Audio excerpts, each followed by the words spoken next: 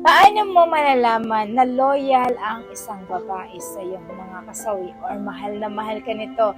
Napakasimple lang mga kasawi. Ang loyal na isang babae, alam niyo ba, kadalasan ito ay selosa. Ayan, tatandaan niyo mga kalalakyan.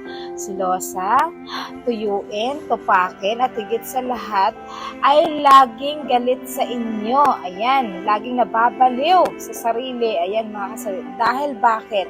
Ang isang babae kapag loyal sa inyo at talagang mahal na mahal ka nito, alam niyo ba, napakabilis yan magalit sa inyo mga kasawi. Kasi bakit? Dahil mahal na mahal nila kayo.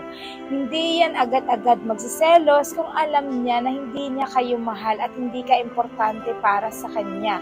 Kasi mga kababaihan, kadalasan yung mapagmahal, yung mga silosa, ayan mga kasawi, yung mga tupakin yan, yung mga tunay na loyal magmahal at todo bigay kung magmahal ito mga kasawi. Kasi ganun yung mga kababaihan.